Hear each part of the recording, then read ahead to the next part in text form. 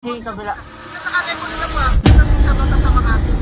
Sabi ika nga nila, ang tagapagpatupad ng batas trapiko sa kalsada ay dapat una naka-uniforme at on duty at higit sa lahat ay may pang-ticket sa mga gagawa ng violation. Kaya naman panoorin mo ang video na ito at ikaw na ang humusga.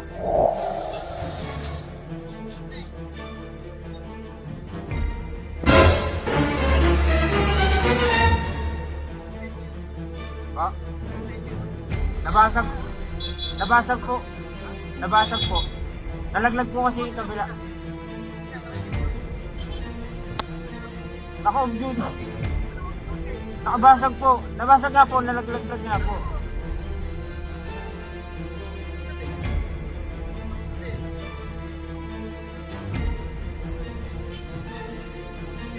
Meron po, wait lang po. Sabi ko lang po na maayos. Opo. Dati ko rin po yan, ha? Po? Po? Oo, dito sa Makati. Po, for impound? Oo. Kuya, nabasag lang po yung ano ko, yung side mirror po. Binabiyahe. Po, may pabil naman po ako. Nga po. Bibili pa lang po ako mamaya, boss. Teka lang po.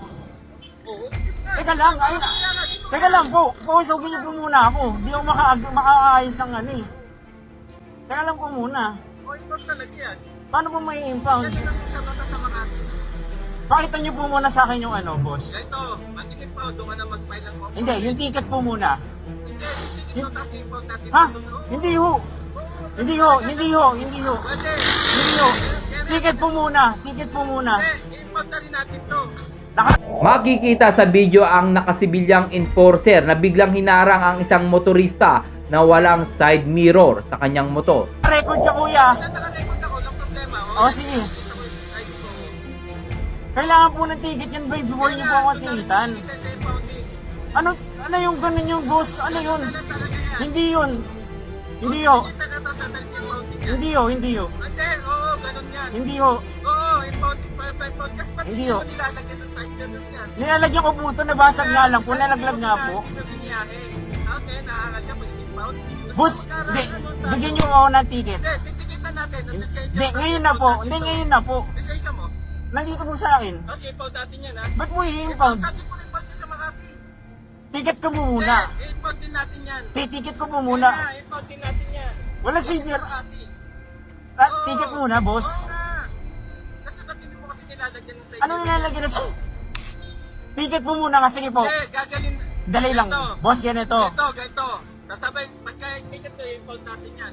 Ganito nga po. Dapat kayo pa lang may ticket ka na. Dito, huwag ka magkalala. Ano yan? Bakit na lisensya mo, titikitan, tapos impound natin yan.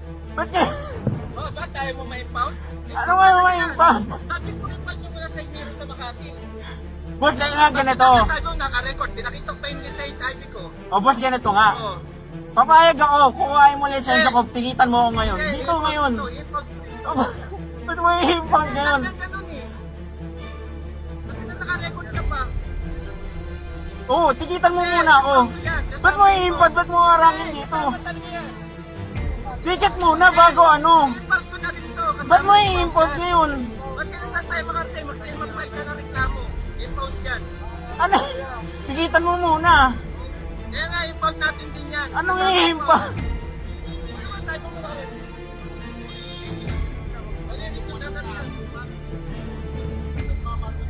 Hindi ako nagpamarunong. Lagi tama yung sinasabi ko.